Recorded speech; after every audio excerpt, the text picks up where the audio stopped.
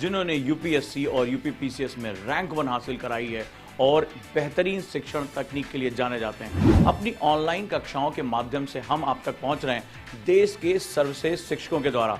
69 BPSC की classes मात्र 5,999 में, सारे बेहतरीन टीचर, एक कॉम्प्रिहेंसिव क्लास, और ये सभी कुछ आपको आपके घर तक मिलेगी। तो अब दिल्ली आने की भी जरूरत नहीं, घर बैठे आप ऑनलाइन तरीके से पढ़ाई कर सकते हैं और 69 बीपीएससी में सफलता का परचम लहरा सकते हैं देश के सर्वश्रेष्ठ शिक्षकों के द्वारा। जुड़िए बीपीएससी के साथ और ऑनलाइन कक्षाओं को एंजॉय करिए।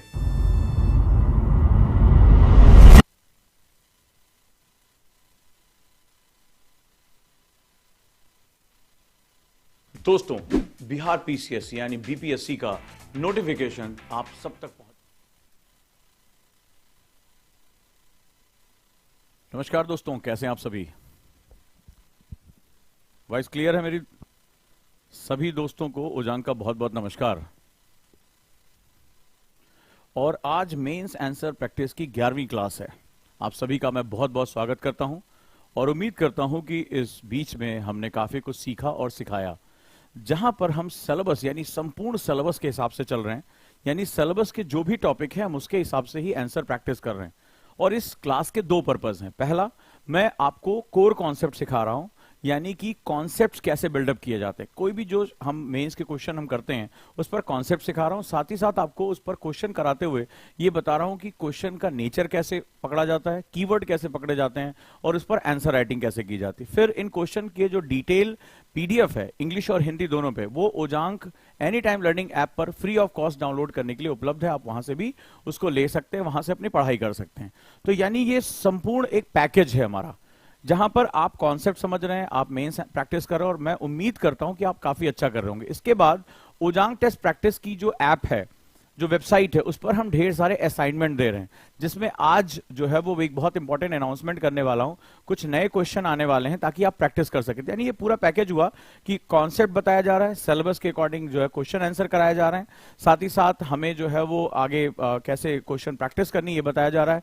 तो सारी चीजें कनेक्टेड। और इसके साथ साथ शाम को 6 बजे संयम सर जो है आकर वो प्रीलिम्स की क्लासेस ले रहे हैं कि प्रीलिम्स की क्लासेस आपको कैसे करनी है, प्रीलिम्स की क्लासेस का बेस क्या है, वो लगातार आपसे डिस्कस करते चले जा रहे हैं। तो उम्मीद कर रहा हूं कि आपको इसमें काफी जो है वो चीजें चल रही होंगी, अच्छे से चल रही होंगी और आप लगातार नए तरीके से सीख रहे होंगे। कितने बच्चे सीख रहे हैं और कितने बच्चों की लाइफ में चेंज आ रहा है वो मुझे पता है। जैसे आज कई बच्चों ने मुझे भेजा अपना न्यूज़पेपर का जो है कटिंग कि सर आपने पढ़ाया था और ये क्लास में आया। और स्पेशली हिस्ट्री की क्लास में मैंने पढ़ाया था कि अगर भारत की लैंग्वेज, ऑफिशियल लैंग्वेज संस्कृत होती तो आज इंडियन एक्सप्रेस में, द हिंदू में वो पूरा चैप्टर आया हुआ है और डॉक्टर अंबेडकर के साथ कनेक्ट किया गया है। और आज इतने महीने पहले जो मैंने पढ़ाया था वो आज जाकर न्यूज में छपा है। तो जो लोग आप कहते हैं कि उजांग सर पढ़ाते पहले हैं छपता बाद में, वो परंपरा लगातार चलती चली जा रही है। तो उम्मीद करता हूं कि आप लोग न्यूज़पेपर रेगुलर पढ़ रहे होंगे, चीजों को समझ रहे होंगे जो मैं आपको बताता जा रहा हूं, और भारतीय संस्कृति, भारतीय विन्यास के बारे में बहुत नई नई चीजें आ रही हैं। तो कल की क्लास में मैंने आपको पढ़ाया था और एक बहुत ही अच्छा यूनिक तरीके से मैं आपको सिखाता हूं आपकी लाइफ से, कि कल मैंने जो आपसे, हमने बचपन से, मेरे टीचर ने भी मुझे पढ़ाया था, एक लाइन बोली थी कि मिट गए मिस्र रोमा इस जहां से, कुछ बात है हम में कि हस्ती मिटती नहीं हमारी। हमारे टीचर ने केवल यही बड़ी बड़ी बातें की थी। लेकिन कल जैसे मैंने बताया कि एक नदी, ज्योग्राफी के माध्यम से मैंने संस्कृत को समझाया कि एक नदी जब बहती है तो उसका प्रवाह कैसे सनातन रहता है, कैसे अक्षुण्ण रहता है, लगातार कॉन्टिन्यूअस बना रहता है, और एक नदी कैसे अपना प्रवाह रोक देती है। तो क्यों हम एक बहुसांस्कृतिक समाज हैं, क्यों हम जो है कल्चर में एक्सेप्टेंस और टॉलरेंस का कॉन्सेप्ट आपको बताया था, बड़े डेप्थ के साथ हम लोग कॉन्सेप्ट में लेके आगे बढ़ रहे हैं। लेकिन मेरे इस मेहनत से पढ़ाने का फायदा तभी मिलेगा जब आप मुख्यतः जो है इसकी प्रैक्टिस करेंगे, आप इसकी गंभीरता को समझेंगे। कई स्टूडेंट ऐसे हैं जो ये सोच रहे हैं कि भाई अभी तो मैंने आईएएस की तैयारी शुरू ही नहीं की है, तो मुझे मेंस आंसर प्रैक्टिस की क्या आवश्यकता है। तो ऐसा नहीं है दोस्तों, बहुत ध्यान से आप समझिएगा कि जब टीचर सिर्फ मेंस आंसर प्रैक्टिस नहीं करा रहा, वो कॉन्सेप्ट भी समझा रहा है और एक डायमेंशन भी आपको दे रहा है, तो डेफिनेटली आपको इससे बहुत ज्यादा बेनिफिट होता है, आपकी अंडरस्टैंडिंग बढ़ती है। और दूसरी बात, जो भी नए बच्चे हैं वो इस बात को समझें कि कभी भी एक बार में कोई कॉन्सेप्ट हमारी डेप्थ में नहीं पहुंचता है। कॉन्सेप्ट का मतलब ही होता है उसको बार बार प्रैक्टिस करनी होती है। तो मैंने आपको बताया था प्रैक्टिस एंड क्रिएटिविटी, ये दो चीज हमारे लिए बहुत इंपॉर्टेंट होती है। तो जब आप अलग अलग तरीकों से किसी कॉन्सेप्ट को पढ़ोगे तब जाकर आप अपना कॉन्सेप्ट बिल्डअप कर पाओगे। अगर आप ये समझो कि एक बार पढ़ा और आईएएस जाके बन जाओगे तो ऐसा बहुत पॉसिबल नहीं हो पाएगा, बहुत मुश्किल हो जाता है। तो आपको क्या करना है, मेरे साथ जुड़े रहना है। आपको क्या करना है, अगर आपको लग रहा है कि ओजांग सर का प्रयास बहुत ही भागीरथ प्रयास है, बहुत बड़ा प्रयास है, तो आपको मेरे लिए क्या करना पड़ेगा, इस कम्युनिटी को जोड़ना पड़ेगा। बहुत से बच्चे हमारे इन प्रयासों के बारे में नहीं जान रहे, क्योंकि आज का समय रील्स और वो कॉमेडी वाली बातें, आज जो है हमारा जो सोशल मीडिया है वो हमें अलग तरीके से लेकर जा रहा है। तो आज चीन की तरह हमारे यहाँ सोशल मीडिया कंट्रोल नहीं है, तो हम ज्यादातर जो है, जैसे आप कोई बहुत भड़काऊ बातें कर रहा है, कोई बहुत मजेदार बातें कर रहा है, तो हम उसकी तरफ आकर्षित होते हैं।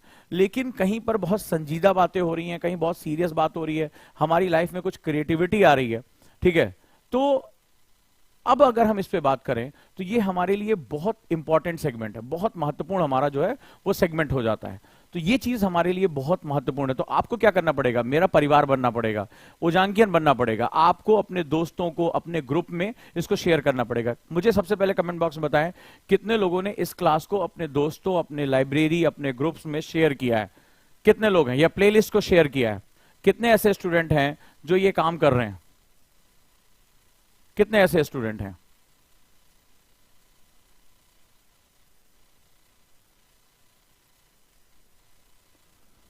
कितने ऐसे स्टूडेंट हैं,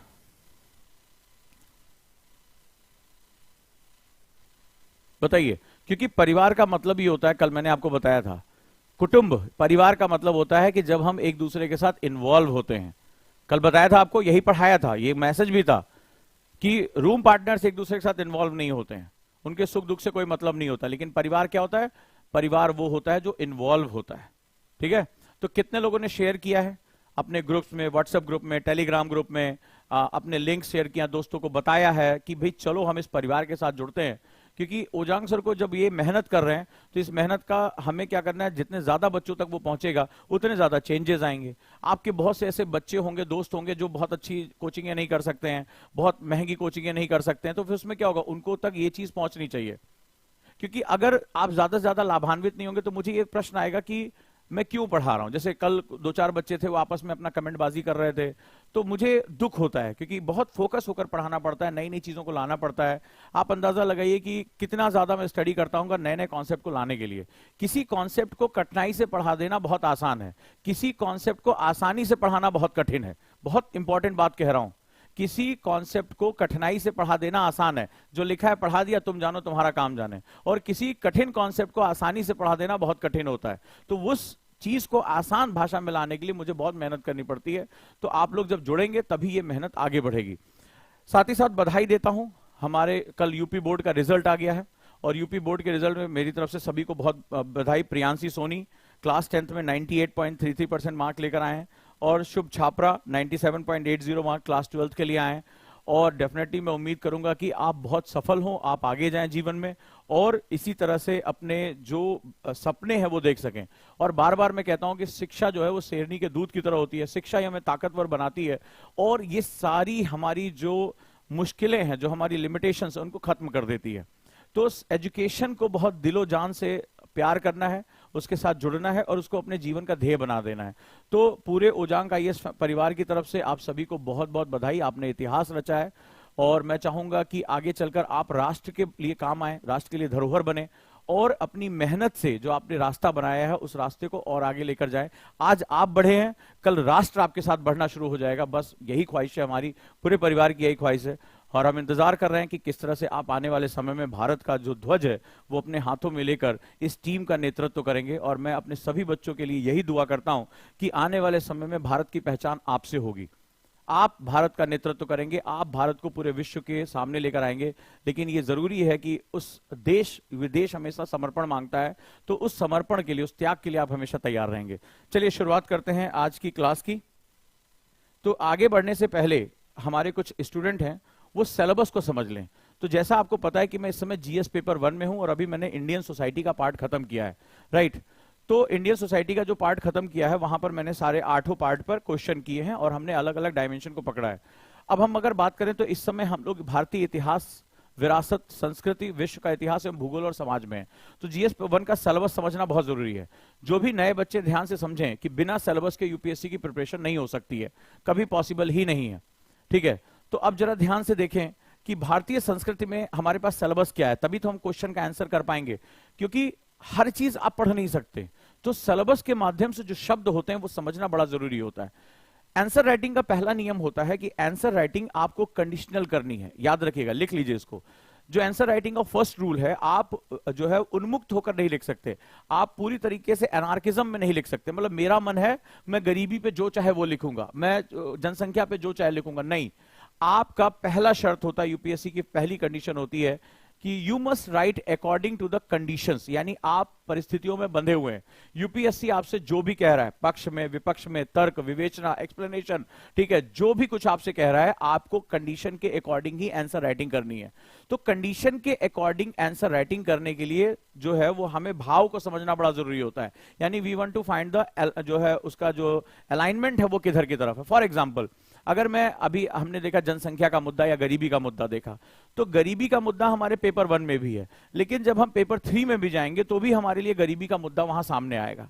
अब अगर जीएस पेपर 1 में गरीबी पूछी जा रही है, यानी कि जो है वो पुअर्टी से रिलेटेड क्वेश्चन पूछा जा रहा है, तो हमने वहां वंचना की बात की, हमने वहां पर जो है वो सोशल एक बैरियर की बात की, हमने वहां बहिष्करण की बात की, समावेशन ना होना यानी इंक्लूजन ना होना उसकी बात की।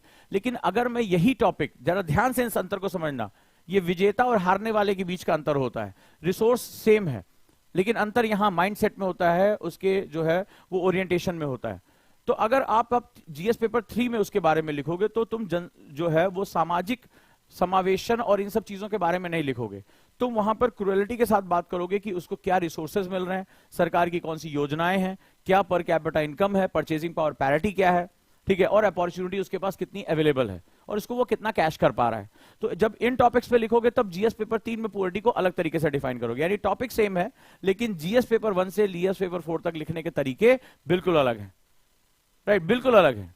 अगर तुम अर्बनाइजेशन में पेपर 1 में लिख रहे हो तो उसको एक सामाजिक और एक जनसंख्या के मुद्दे के आधार पर लिखोगे, लेकिन वही जब पेपर 2 में लिखोगे तो वो पॉलिटिकल कंडीशंस पे लिखोगे, वो तुम संघवाद के बारे में बात करोगे। जैसे आज प्रधानमंत्री ने क्या किया, आज अगर पेपर पढ़ा होगा तुमने, तो प्रधानमंत्री ने केरल में वंदे भारत की जो ट्रेन उसको हरी झंडी दिखाई, लेकिन उन्होंने एक बड़ा इंपॉर्टेंट स्टेटमेंट दिया। किसने किसने आज का स्टेटमेंट पढ़ा है, बड़े ध्यान से मुझे बताते जाओ, किसने किसने आज का स्टेटमेंट पढ़ा है।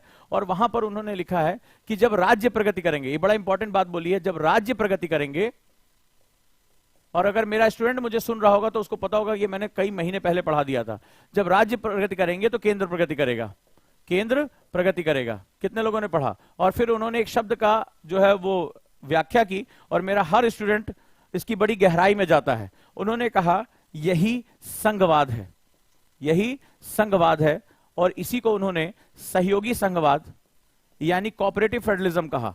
Cooperative federalism, that is cooperative federalism. और मैंने 2 कॉन्सेप्ट अपने स्टूडेंट को पढ़ाया था। मुझे बताते जाओ किसको किसको इस क्लास में याद है, जो गंभीर स्टूडेंट हैं, ठीक है, जो खाली शिकायतें करने आते हैं उनकी मैं बात ही नहीं कर रहा हूं, उनको तो हर चीज से शिकायत है, भगवान से भी शिकायत है, काहे पैदा कर दिया यार, तो उनकी तो मैं बात ही नहीं कर रहा हूं।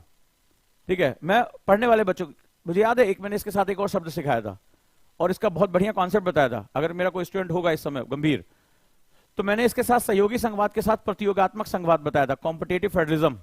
ठीक है, यस, योजना कुरुक्षेत्र की क्लास में, शाबाश, कॉम्पिटेटिव फेडरलिज्म बताया था। तो इन दोनों का मैंने अंतर समझाया था क्या है, और आज प्रधानमंत्री ने सेम वही बात यहां पर कही है। तो सवाल यही है कि हम किस रूप में चीजों को आगे लेके जा रहे हैं। चलिए, तो हमारे सिलेबस को बड़े ध्यान से पढ़ना है। तो प्राचीन भारतीय संस्कृत में प्राचीन काल से आधुनिक काल के कला रूप, साहित्य, वास्तुकला मुख्य पहलू इसमें शामिल होंगे। ठीक है, यानी Indian culture will cover the salient aspect of art forms, literature and architecture from ancient to modern times. तो ये हमारा पहला आर्ट एंड कल्चर का सेगमेंट रहा हिस्ट्री में। तो सबसे पहले हम लोग इसी के बारे में बात कर रहे हैं, तो सबसे पहले हम आर्ट एंड कल्चर को ही समझ रहे हैं। अच्छा, अब इसने क्या किया, इस क्लास का तुम्हें सबसे बड़ा फायदा क्या मिलने जा रहा है? इस क्लास का सबसे बड़ा फायदा तुम्हें यह मिलने जा रहा है कि इतना ही केवल जो है इन्होंने सिलेबस में दिया है। अब तुम्हें लगेगा एक लाइन लिखी हुई है और है क्या इसमें, लेकिन जरा इसके क्वेश्चंस देखना, कितने विविड और कितने डाइवर्स क्वेश्चन यहां पर आते हैं। तो क्वेश्चन में सबसे बड़ा फायदा तुम्हें मिलेगा कि जो सिलेबस है उसको समझने में तुम्हें बहुत मदद मिलेगी। ठीक है, चलिए आगे बढ़ते हैं, और एक अनाउंसमेंट और कर देता हूं सभी बच्चों के लिए। आज हम लोग जो भी लोग प्रीलिम्स दे रहे हैं, चाहे आईएएस का चाहे पीसीएस का, ठीक है, ब्लास्टर हम एक लॉन्च कर रहे हैं, जो हमारी पूरी बुकलेट है वो हम लोग लॉन्च कर रहे हैं। 100 घंटे में आप प्रीलिम्स की पढ़ाई कर सकते हैं। जो भी बच्चे यूपीएससी को समझना चाहते हैं, पॉइंट वाइज नोट्स चाहते हैं, तो वो सब कुछ हमारे ओटीपी पे अवेलेबल रहेगा, आप लोग वहां डाउनलोड कर सकते हैं। डिस्क्रिप्शन में लिंक भी मैं दे दूंगा, वहां से भी उसको डाउनलोड कर सकते हैं। तो हिंदी और इंग्लिश में जो संपूर्ण बुकलेट है वो हमें मौजूद रहेगी, हम लोग यहाँ पर अपनी पढ़ाई कर सकते हैं। नोट्स हमारी तरफ से आप सभी को दिया जा रहा है, ब्लास्टर नोट्स। चलिए शुरुआत करते हैं, आगे बढ़ते हैं।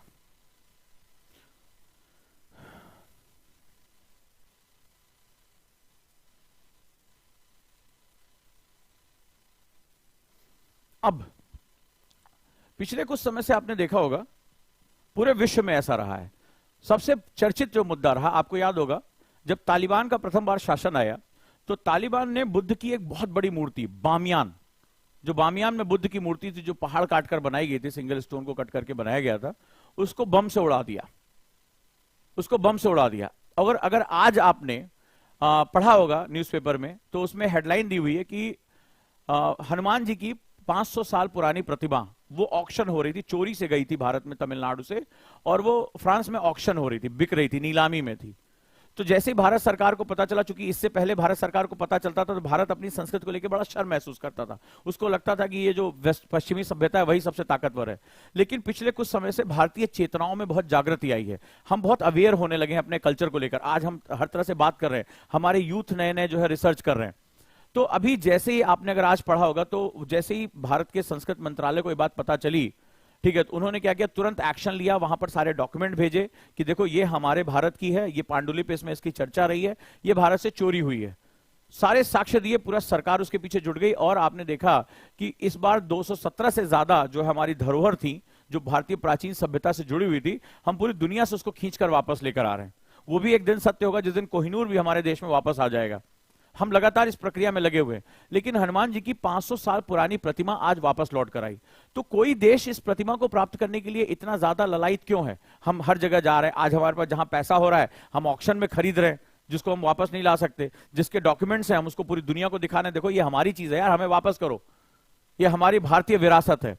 तो आज का मेरा क्वेश्चन इसी बात से निकला हुआ, आज के न्यूज़पेपर से शुरू करते हैं कि हनुमान जी की 500 साल पुरानी प्रतिमा को वापस लेकर आए। आपने देखा इससे पहले कुछ दिन पहले जो योगिनी की मूर्ति थी, जो बकरे के सिर के योगिनी की मूर्ति थी, उसको भी हम भारत वापस लेकर आए। अपने डॉक्यूमेंट्स हमने ब्रिटेन को सौंपे कि ये भारत की परंपराओं का हिस्सा है, ये भारत के तंत्र मंत्र का हिस्सा है, ये हमारी परंपराओं का हिस्सा है, हमें इसको वापस लेकर आना है। ठीक है, हम ऑस्ट्रेलिया से आज उसको वापस लेकर आए।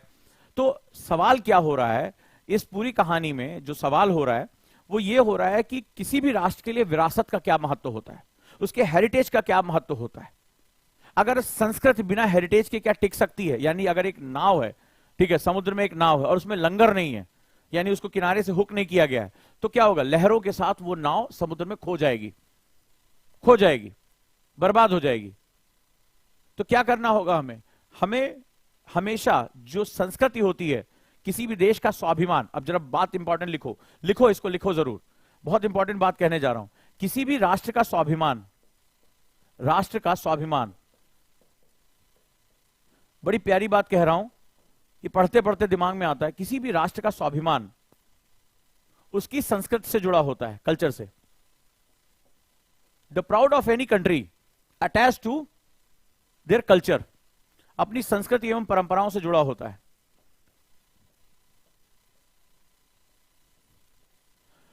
और इसका जो लंगर होता है, हुक होता है, वो उसकी विरासत में जुड़ा होता है,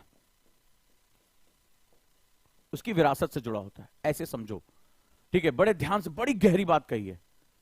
ये कहां से आई है, कौन सी किताब मैंने पढ़ी या क्या मैंने डॉक्यूमेंट सोचा, मुझे भी कुछ नहीं पता, ये किसी ऐसी जगह लिखा नहीं है, बस ये सोचते सोचते आई है। और बड़ी प्यारी बात है, इसको लिख लेना। किसी भी राष्ट्र का जो स्वाभिमान होता है कि मैं कौन हूं, स्वाभिमान का मतलब क्या होता है? What is the meaning of who I am? जैसे आप पूछते मैं कौन हूं यार, मेरी पहचान से, मेरे पिता से, मेरी माता से, मेरे भाई से, मेरी बहन से, या मेरा खुद का भी कोई अस्तित्व है? तो स्वाभिमान अस्तित्व की बात करता, बड़ी खूबसूरत बात कह रहा हूं, स्वाभिमान अस्तित्व की बात करता। Who I am in this world order? I am just south Asian country, ना ना ना, आई एम इंडिया, मैं सिर्फ साउथ एशियन कंट्री हूं। ओह, एक छोटा सा 2.4% मेरे पास जगह है, ना ना ना, 17.5% आबादी है, oh no no no no, I am India, Indian Ocean मेरे नाम पर पड़ा हुआ है, मैं भारत हूं, और मैं मुकुट स्थित रखता हूं, क्राइन पोजीशन रखता हूं, आधा हिस्सा मेरा सागर में, आधा हिस्सा मेरा लैंड में। मैं आर्यावर्त हूं, मैं जम्बूद्वीप हूं, मैं वो हूं जो दुनिया के तमाम धर्मों की जननी नहीं है। मैं वो हूं जो मानव को, आत्मा को, सभी की व्याख्या करने की ताकत रखता हूं। मैं पेड़ पौधे पशु पक्षी सबके बारे में सोचने की आस्था रखता हूं। मैं वो हूं जो समस्त परंपराओं की अलग अलग रास्ते बनाने की हैसियत रखता हूं। हमारे एक रास्ते पर लड़ाई नहीं होती है, हम अलग अलग रास्तों से भी उन्नति कर सकते हैं। मैं वो हूं जो सगुण और निर्गुण दोनों को देख सकता हूं। मैं वो राष्ट्र हूं। तो जब राष्ट्र खुद को पहचानता, खुद के अस्तित्व को पहचानता, अगर बात अच्छी लगी है तो कहिए सर, हाँ कुछ नई बात कही है, कुछ तारीफ की बात कही है, आह वाह तो करते रहो। लगे तो जिंदा लोगों को पढ़ा रहा हूं या मुर्दों की महफिल में मैं शायरी सुना रहा हूं, तो कुछ आह वाह करते रहा करो कि कुछ बात कही है सर। और ये राष्ट्रीय चेतना बहुत पहले से ही, जो मैकाले के समय से इसको खत्म कर दिया गया। उसने यही प्रयास किया कि भारत ये पूछ ही ना सके मैं कौन हूं। वो हमें बताते थे, वो हमें सुनाते थे कि तुम तो राष्ट्र ही नहीं हो। और जब किसी राष्ट्र की चेतना ही सुप्त हो जाए, किसी राष्ट्र का स्वाभिमान ही खत्म हो जाए, तो वो राष्ट्र कभी खड़ा ही नहीं हो सकता। राष्ट्र का स्वाभिमान रीढ़ की हड्डी की तरह होता है। अगर तुम्हारे अंदर रीढ़ की हड्डी निकाल दी जाए तो तुम कभी खड़े नहीं हो सकते। तो स्वाभिमान राष्ट्र की हड्डी की तरह होता है, और राष्ट्र की हड्डी उसके अस्तित्व को तय करती है। जब पढ़ रहे हो तो थोड़ा ढंग से पढ़ लो। कोई टीचर खड़ा होगा, वो जेएनयू की किताबों से उठाकर कुछ तुम्हें पढ़ा देगा। इसीलिए तो मैं किसी सिलेबस का पार्ट नहीं हूं, किसी क्लास का पार्ट नहीं, क्योंकि मैं मुक्त हूं। मैं तुम्हें वो पढ़ाना चाहता हूं जो भारत में वास्तविकता है। उन शिक्षकों की मजबूरी है कि उन्हें उन्हीं किताबों से पढ़ाना है जो पिछले 70-75 सालों से लिखी गई हैं, जो अंग्रेजों के डॉक्यूमेंट का कॉन्टिन्यूएशन है। सॉरी टू से, बट ऐसा है। इसीलिए कई बच्चों ने कहा आप बहुत अच्छा हिस्ट्री पढ़ाते हैं। मैंने कहा नहीं पढ़ाऊंगा, उसमें मेरी मजबूरी हो जाएगी कि तुम्हें उसी दायरे में पढ़ाना है, और मैं मुक्त होकर अपने राष्ट्र के बारे में बात करना चाहता हूं, इसलिए बाहर आ गया, तरीका दूसरा ढूंढ लिया। तो ये अस्तित्व की बात है, ये उसकी महत्वपूर्ण बात है कि भैया कोई देश ऐसा नहीं है जिसपे महासागर का नाम उसके उपनाम पे रख दिया गया। हमारे हिंद महासागर है ना। तो राष्ट्र का स्वाभिमान उसकी संस्कृति एवं परंपराओं में जुड़ा होता है। अब संस्कृति और परंपराएं अमूर्त होती हैं, ज्यादातर इंटेंजिबल होती है। सपोज दैट आपकी आस्था है कि आप जाकर एक वृक्ष को जल देते हैं, आप प्रकृति पूजक हैं,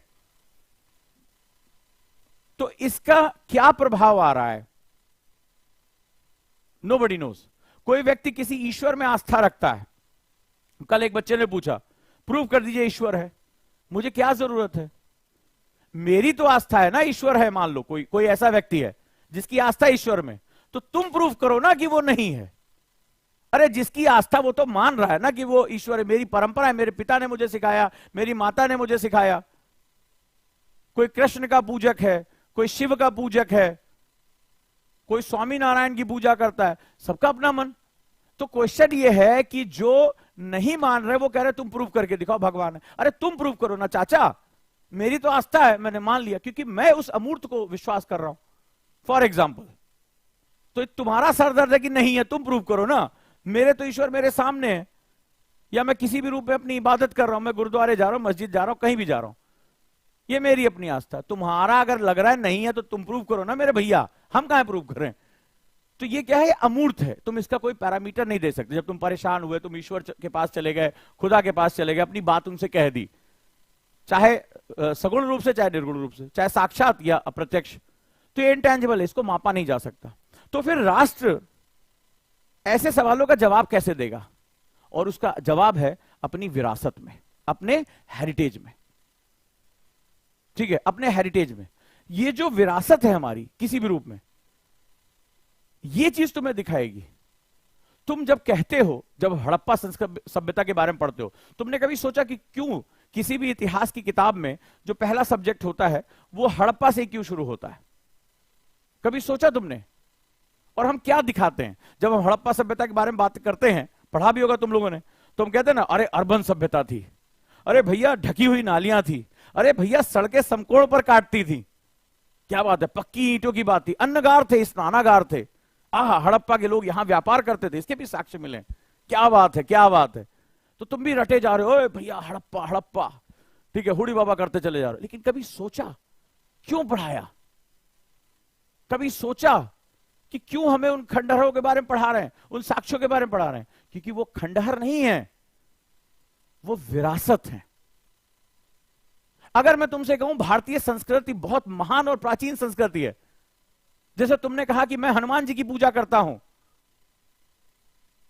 मैं खुदा की इबादत करता हूं, कोई पूछे अरे कहां तुम्हारा खुदा, कहां तुम्हारा हनुमान जी, हनुमान जी हमारा पेन उठा देंगे, तो तुम डिफेंसिव हो जाते हो, तुम्हारे पास कोई प्रमाण नहीं है। तो जब भारतीय संस्कृति महान है तो लोगों ने पूछा कहां से महान हो गई? तो हम जाते हैं अपनी विरासत तक और कहते हैं देखो, इस समय तुम चमड़े ढूंढते थे अपनी इज्जत बचाने के लिए, चमड़ा लपेट के घूमते थे, तब हम अपने जो है वो हमारी गलियां साइंटिफिक, हमारे पास ड्रेनेज सिस्टम था मेरे भाई, हम व्यापार किया करते थे, हमारे पास लोथल जैसा बंदरगाह था, हम टेराकोटा की मूर्तियां बना लेते थे, हमारे पास स्नानागार थे, हमारे पास सामाजिक व्यवस्था थी, धार्मिक व्यवस्था थी, ये हम थे। इसीलिए इतिहास पढ़ाया जाता है, क्योंकि ये मूर्त हो जाता है। जब भारत में जब तुम कैलाश जाते हो, एलोरा जाते हो, और जब सिंगल स्टोन, एक चट्टान को ऊपर से नीचे कटता हुआ देखते हो, तो सोचते होगे यार कौन सी ऐसी टेक्नोलॉजी थी जिसने ग्रेनाइट चट्टानों को काटा। मैं पत्थर से, लोहे की छीनी से तो मैं ये काट नहीं सकता, क्योंकि ग्रेनाइट आग्नेय चट्टान है, मैंने तमिलनाडु वाली क्लास में पढ़ाया था। और ऊपर से नीचे तक डिजाइन किसने किया होगा? एक भी जगह टूट गया तो पूरा खराब हो जाएगा, इसको लेजर कट किसने किया होगा? और इतने साल पहले लेजर कट टेक्नोलॉजी आई कहां से होगी? नीचे 25 फीट का जो है ऊंचाई पर प्लेटफॉर्म बनाया गया, इसकी अंडर कटिंग कैसे की गई होगी? किसने इसको डिजाइन किया होगा? एक पत्थर के अंदर क्या क्या होगा? बाहर नहीं, हम मकान बनाते हैं नीचे से ऊपर, वो उसको बनाया गया ऊपर से नीचे, यानी इसकी कहीं कंप्यूटर डिजाइन तैयार की गई होगी। वो टेक्नोलॉजी कहां थी? तो जब तुम पूछते अरे भारत क्या था, जब मुझे अंग्रेज पूछते थे, तंबाकू नहीं खाते थे बेचारे, ठीक है, सिगार पिया करते थे, भारत क्या था? राष्ट्र हो ही नहीं सकता था, क्या है भारत? सपेरों का देश था। हाँ बेटा, सपेरे बीन बजा बजा के उन्होंने सांपों से वो मंदिर खुदवा रखा था, नागराज थे ना सारे के सारे, और तुम सुपर कमांडो ध्रुव थे। तो वो क्या है? वो बताता है तुम्हारी विरासत तुम्हें वापस खींच रही है। तुमने सोचा कि दुनिया भर की आंधी में मिडिल ईस्ट से लोग आए, अंग्रेज आए, फ्रांसीसी आए, डच आए, सभ्यताओं को बर्बाद करने की कोशिश की, लेकिन इतनी आंधी चलने के बाद भी तुम उखड़े क्यों नहीं? क्योंकि तुम्हारी विरासतें अभी मौजूद थे। हमारे पुरखों ने उसको इतनी मजबूती से बनाया था, चाहे वो खजुराहो के टेम्पल हो, तिरुपति हो, या कैलाश हो, एलोरा हो, अजंता हो, एलिफेंटा की गुफाएं हो, ताजमहल हो, इन सबको इतनी गहराई से जोड़ दिया कि हर समय हमें हमारी सभ्यता की महानता, हमारी विरासत के प्रमाण हमारी आंखों के सामने थे। हम भूलना भी चाहें तो भूल ना पाए।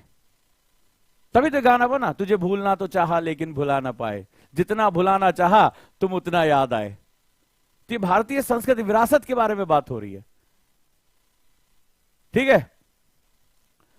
तो क्वेश्चन है, भारतीय कला विरासत का संरक्षण वर्तमान समय की आवश्यकता है, चर्चा कीजिए। तो ये किस तरह का क्वेश्चन हुआ? सबसे पहले हमें बात करना है, ठीक है, भारतीय कला विरासत का संरक्षण, ठीक है, Indian art heritage is the need of the movement. अब आज बात समझ में आई? कितने लोगों को बात समझ में आई? अब जैसे प्रीति ने लिखा भारत सोने की चिड़िया था, कहां है चिड़िया था मेरे भाई? तुम ये क्यों नहीं बोल पा रही भारत सोने का शेर था? बात अच्छी लगी तो वाह वाह करो। हम बार बार हमसे बोलते हैं भारत सोने की चिड़िया था, भारत सोने की चिड़िया था। अरे भारत सोने का शेर क्यों नहीं था? हमारा तो राष्ट्रीय प्रतीक शेर है, हमने कभी चिड़िया को प्रतीक बनाया अपना? बात पसंद आई हो तो कमेंट में जरूर बताना। भारत सोने की चिड़िया क्यों कहा जाता है, भारत सोने का शेर क्यों नहीं कहा जाता? ये चिड़िया किसने कह दिया? हमारा कोई प्रतीक तो चिड़िया नहीं है, हमारा राष्ट्रीय स्तंभ भी शेर है, दहाड़ता है, चारों दिशाओं में दहाड़ता है। सम्राट हमारे राजाओं के सिंहासन पर शेर का प्रतीक था, कभी चिड़िया देखा है हमने? क्या बात कर दी तुमने यार, गलत सलत पढ़ाया जाता है। अरे शेर हैं हम, शेर। अगर हम उस अंग्रेज की भी बात मान लें तो हमारे राजा भरत जब छोटे थे तो शेर का मुंह, सिंह के मुंह में दांत गिने, बचपन से कहानी सुनाई गई होगी। तो हमारी कहानी में तो चिड़िया है ही नहीं है, हमारी कहानी में तो शेर है, सिंह है। तो बोला कि वो सिंह के दांत गिन रहे थे, छोटा सा बालक। हमारी मां दुर्गा सिंह की सवारी करती हैं। अरे तो हम सिंह वाले देश है, तो भारत सोने का सिंह क्यों नहीं? चिड़िया कहां से बात आ गया? कोई बोले ना भारत सोने की चिड़िया बना देंगे, बोले यहां आओ हम तुम्हें मार के कबूतर बना देंगे। बोले शेर थे, शेर हैं और शेर रहेंगे। थोड़ा स्वाभिमान लेकर आओ यार, क्योंकि तुम अपनी विरासत को देख कहां रहे हो? तुम तो वो देश के नागरिक हो। बोले अरे कौवा कान ले गए, बस दौड़ो कौवा पीछे, कान ना चेक करो। तुम्हारे किसी प्रतीक में तुम्हें चिड़िया दिख रही है? नरसिंह अवतार में प्रभु ने जो है वो क्या लिया? चिड़िया का मुंह लिया था। नरसिंह अवतार में सिंह का मुख था, विकराल स्वरूप था। तो चारों तरफ हमारे विरासत में हमें क्या दिखाई पड़ रहा है? चारों तरफ हमारी विरासत में हमें सिंह दिखाई पड़ रहा है। सिंह दहाड़ता है। क्या बात कर दी, सोने की चिड़िया, सोने की चिड़िया। एक अंग्रेज बोलकर किसी के कान में चला गया, एक काला अंग्रेज जो है उसको पूरे चिल्लाता रहा, किताब में लिख दिया तुम सोने की चिड़िया, सोने की चिड़िया कर। अरे हम सोने के सिंह थे, सोने के सिंह हैं और सोने के सिंह बनेंगे वापस। समझे मेरे भाई? क्या है? शेर हैं। चारों तरफ अपनी विरासत को देखो, सिंह ही सिंह हमें दिखाई पड़ते हैं। चिड़िया चिड़िया के चक्कर में पड़े हो यार तुम लोग। क्यों? क्योंकि हमें अपनी विरासतों को ना देखना आता है ना समझना आता है। हम किसी जगह मॉन्यूमेंट में चले गए, मॉन्यूमेंट में चले जाते हैं तो हम ये नहीं पढ़ते हैं कि ये विरासत है किस बात की। हम पहले कोने वाली दीवार ढूंढते हैं, बुरा मत मानना, हम कोने वाली दीवार ढूंढते हैं और फिर दीवार पर कोना देखते, कोई देख तो नहीं रहा है, और उसके बाद ऐसे करते हैं, ऐसे बनाते हैं और इस बार वाली का जो नाम है वो लिख के चले आते हैं। बोले बनवाया होगा इसको फलाने राजा ने, फलाने जो है बादशाह ने, हम अपना कुछ बना के जाएंगे।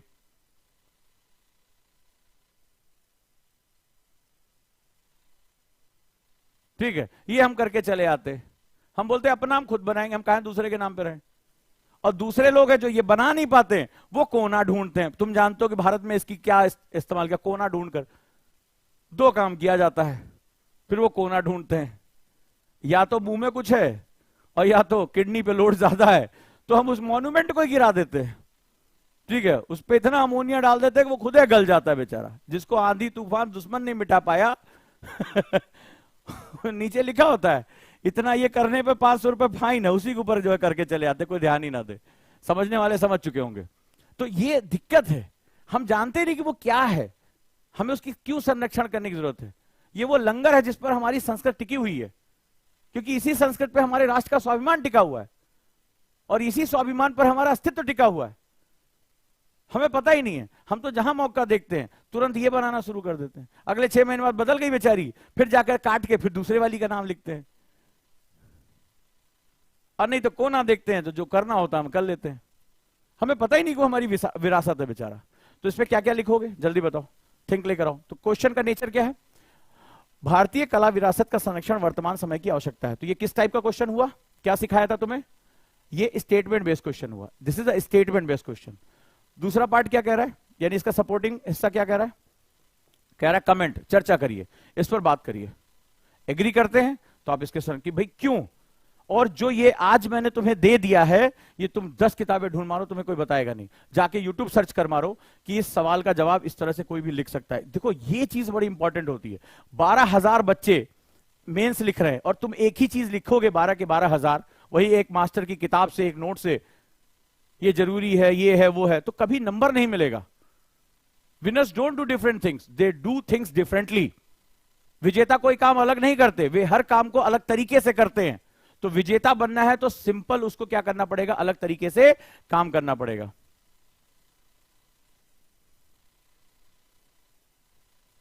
ठीक है, अब देखो जैसे सोनू कुमार हैं, अब ये एक ही बात लिखे जा रहे हैं, when was can't so lion then so bird. हाँ, ये रहीम चाचा ने कहा था, जाओ उनको ढूंढ लो। ठीक है, तुम इसी में रहना, बाकी पढ़ना वढ़ना नहीं। तुम अब ये ढूंढना किसने चिड़िया कहा था, शेर ने कहा, और उसको पटक के पीट आना। ठीक है, रहीम चाचा बोले थे, जाओ सर्च करो। ठीक है, क्योंकि इनका दिमाग इन्हीं फैक्ट्स में लगा पड़ा है, ये इससे आगे जा ही नहीं सकते। इनको इससे मतलब नहीं कॉन्सेप्ट क्या चल रहा है। तो भैया ये जरूरी है, क्लियर हुआ ये कॉन्सेप्ट? तो विरासत जो होती है वो हमें टैंजिबल, मूर्त रूप देती है, इस तरह के आलोचनात्मक प्रश्नों का जवाब देती है, और हम इससे अपनी परंपराओं से खुद को जोड़ पाते हैं, अमूर्त चीजों से जोड़ पाते हैं। और जब हम जोड़ पाते हैं तब जाकर हमारे अंदर स्वाभिमान जागृत होता है, और जब स्वाभिमान जागृत होता है तो ही जाकर राष्ट्र अपने अस्तित्व के साथ खड़ा रहता है। तो जब राष्ट्र अस्तित्व के साथ खड़ा रहता है तो हवा के जो थपेड़े आते हैं, जो मुश्किलें आती हैं, उनसे लड़ने में हमें आसानी होती है। क्लियर हुआ? डन? तो आंसर लिखोगे? तो भारत की समृद्ध, आंसर क्या लिखोगे उत्तर? पहले इसके बारे में इंट्रोडक्शन दोगे, तो पहला पार्ट क्या होना चाहिए? इंट्रो होना चाहिए। भारत की समृद्ध और विविध सांस्कृतिक विरासत एक अमूल्य संपत्ति। कभी तुमने सोचा कि राजा, जब भी कोई हमारे चाहे नॉर्थ इंडिया चाहे साउथ इंडिया रहो, जब वो राजा बनता था तो वो मंदिर बनवाता था, पिलर्स बनवाता था, स्तंभ बनवाता था, तो क्या वो पागल थे? उनके पास पैसा फालतू था कि मंदिर, बहुत भव्य मंदिर बनवा दिए, बहुत बड़ी बड़ी अशोक स्तंभ। कभी सोचा अशोक ने स्तंभ क्यों लगवाए, लौह स्तंभ क्यों बनवाए, प्रस्तर स्तंभ क्यों बनवाए? अब तुम्हें आज समझ में आया होगा, क्योंकि जो हमारे मूल्य हैं वो अमूर्त हैं, वो इंटेंजिबल है, दिख नहीं रहे हैं, तो हमें उसको मूर्त रूप देना होगा। इस जहाज को लंगर के साथ बांधना होगा, तभी इस थपेड़े से नहीं, लहरों के साथ बह जाओगे। बहुत सी संस्कृतियां बह गई, मेसोपोटामिया बह गई, ग्रीस बह गई, हम टिके पड़े। हम आज भी गाहे बगाहे हवा के हिचकोलों के साथ भी, आगे पीछे होते भी, अपने बेस के साथ बंधे हुए हैं। और इसका अभी मैंने जीवंत नमूना देखा, जीवंत। मैं अयोध्या गया था, 155 देशों के लोगों ने जो राम मंदिर है उसके जल भेजा पूरी दुनिया के समुद्रों और नदियों का। तो वहां मैंने पूरी वीडियो देखी, अलग अलग, कनाडा में रहने वाला, ठीक है, केन्या में रहने वाला परिवार, फलानी जगह अटलांटिक सागर पर, वो आज भी भारतीय परंपराओं का पालन कर रहे हैं। वो उन्होंने पूरा उस जल की पूजा की, उसे भरकर भेजा कि मैं इंडिया नहीं पहुंच पा रहा हूं लेकिन श्री राम मंदिर के जलाभिषेक के लिए जा सके। और अलग अलग विदेशी है कि कोई जो भारतीय मूल का, उसकी शादी विदेशी से हुई है, फिजी हो गया, मॉरिशस हो गया, इंडोनेशिया। मैं जिस व्यक्ति से मिला वो अपनी पारंपरिक, मेरे बगल में बैठे हुए थे, वो इंडोनेशिया से आए थे, इंडोनेशिया से आए थे, और बोले कि हमारे यहां, जहां की बहुत बड़ी, सबसे बड़ी मुस्लिम आबादी इंडोनेशिया में रहती है, उन्होंने इससे कोई मतलब नहीं है, श्री राम हमारे जीवन का हिस्सा है वहां पे। और ये व्यक्ति, वो मेरे बगल में बैठ के मुझसे बात कह रहा है कि बोला मेरे 2 पीढ़ियों पहले ही हम जो है वो शिफ्ट हो चुके थे, हम हिंदी नहीं जानते हैं, we don't know Hindi, but ये हमारी परंपराओं का हिस्सा है। तो ये चीज होती है। तो इसको मूर्त रूप देने के लिए कि कोई आने वाली पीढ़ियां भटके नहीं। क्लियर हुआ कॉन्सेप्ट? मजा आया? और ये मैंने अपनी आंखों के सामने देखा।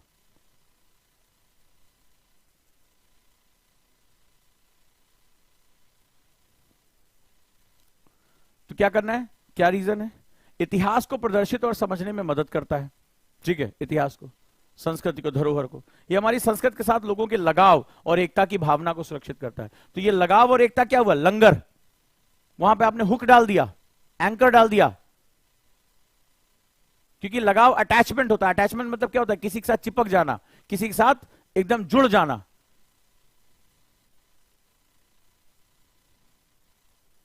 राइट? तो ये चीज बहुत महत्वपूर्ण है।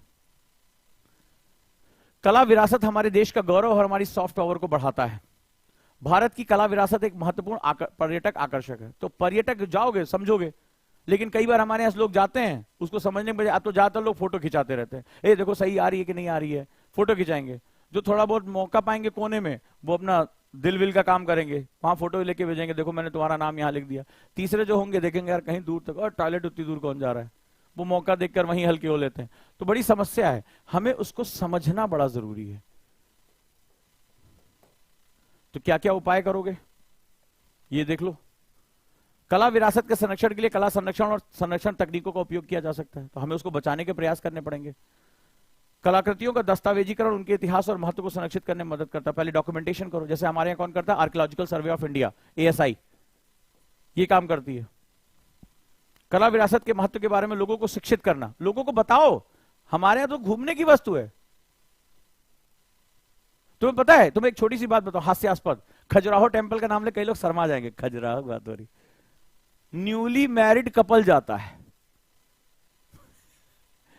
और तुम्हें बहुत जान के आश्चर्य होगा, और विदेशी जाते हैं। ठीक है, खजुराहो, बहुत लोगों को सुन के बहुत जो है वो चिढ़ाई होगी। खजुराहो एक मंदिर है,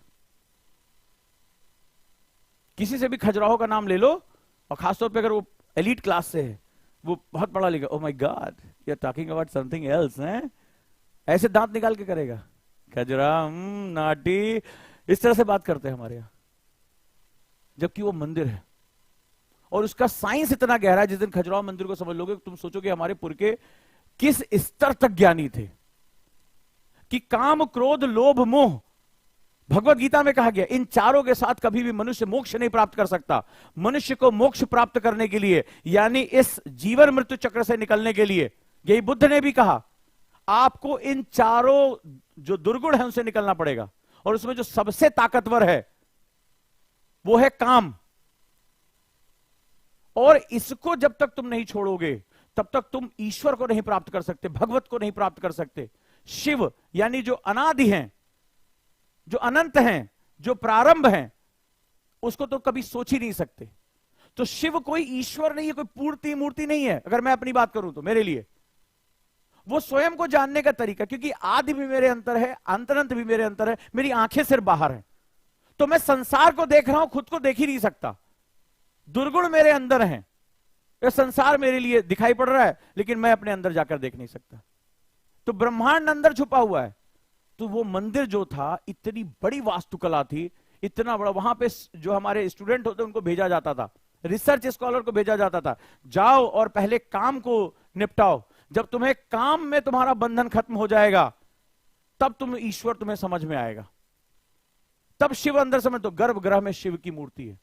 हमारे यहां ये व्यवस्था, आज गए नंबर दिला दो, यूपीएससी पास करा दो, रोज हम जल चढ़ाएंगे, रोज हम दूध चढ़ाएंगे, करा दो करा दो, ये लेने देने का व्यापार बना रखा है। ऐसा नहीं था। वो कहता है कि खुद की दुर्गुणों को मुक्त कर दो, और उसको विदेशियों ने क्या बना दिया। विदेशी छोड़ो यार, भारत में तुम्हारे घर में हुआ होगा, तुम्हारे भैया भाभी चाचा किसी की शादी होगी, सबसे पहले उधर ही निपटते होंगे जाते। बुरा मत माना, लेकिन ये सच्चाई है। क्लियर है? तो ये है क्योंकि हम अपने विरासत को समझते ही नहीं है। तो आज अगर मेरी क्लास के 10% बच्चों को भी समझ में आया होगा कि ये विरासत जो ये बनी हुई है ना, लाल किला से लेकर ये जो मंदिर हमारे जितने भी हैं, ये कोई स्थापत्य सिर्फ नहीं है, क्योंकि विरासत है तो वो मूर्त है, टैंजिबल है, उस पर हमारी संस्कृति और हमारी परंपराएं इंटेंजिबल रूप से अटैच हैं। हम किसी को नहीं समझा सकते कि हम महान, सनातन, प्राचीन कैसे हैं। इसीलिए हम अपनी विरासत का संरक्षण करते हैं। इसीलिए आज वो मूर्ति के लिए हम ऑस्ट्रेलिया भी पहुंच गए। बात पसंद आई हो तो मुझे जरूर बताना। मजा आया सर? आगे क्या करना है? आगे तुरंत पहुंचना है और प्रैक्टिस करनी है। कहां पर? ओजांग टेस्ट प्रैक्टिस ऐप पे जाना है। ठीक है, तुरंत पहुंचना है ओटीपी पे, और यहां पर जाना है। आज मैं विश्व इतिहास के भी क्वेश्चन अपलोड कराऊंगा, तो टीचर असाइनमेंट में और मेंस आंसर प्रैक्टिस में जाना है। सारे क्वेश्चन वाइज जीएस पेपर 1, 2, 3, 4 और ऐसे दिया हुआ है, ये आपको जाना और यहां पर क्वेश्चन करना है और अपलोड करना है। बहुत लोग नहीं कह रहे हैं।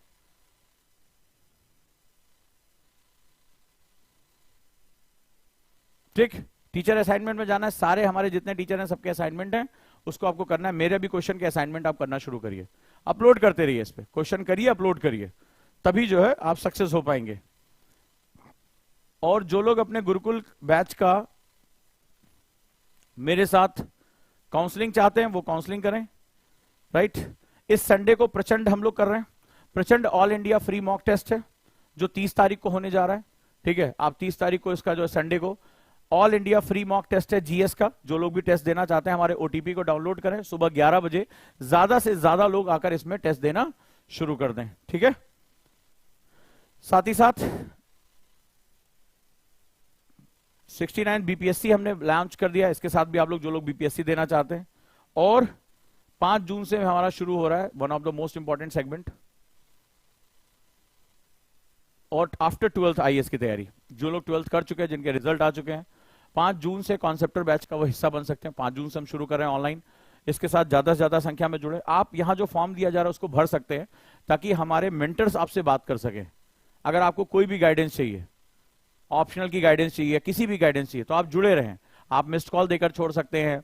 आप यहां पर जो फॉर्म हमारी टीम शेयर कर रही है उसके साथ जुड़ सकते हैं, ताकि आपको अगर किसी भी, आप अपना क्वेश्चन लिख के डाल सकते हैं। यहां पे जो फॉर्म दिया जा रहा है कि मेरा क्वेश्चन ये है और इस पर मेरी मदद की जाए, तो हम यहां आपको कॉल करके आपको इसके बारे में हेल्प करते जाएंगे। बस आपको डिस्क्रिप्शन में और यहां पर जो फॉर्म दिया जा रहा है उसको आप भरते रहिए और अपना उसमें क्वेश्चन लिख दिए कि सर मुझे ये परेशानी आ रही है, वो मेरे पास फाइल आ जाएगी ताकि मैं आपसे बात कर सकूं। और एक बहुत इंपॉर्टेंट चीज मैं आपसे डिस्कस करने जा रहा हूं, सभी लोग ये नंबर लिख लें, सभी लोग, ठीक है, सभी लोग ये नंबर लिख लें।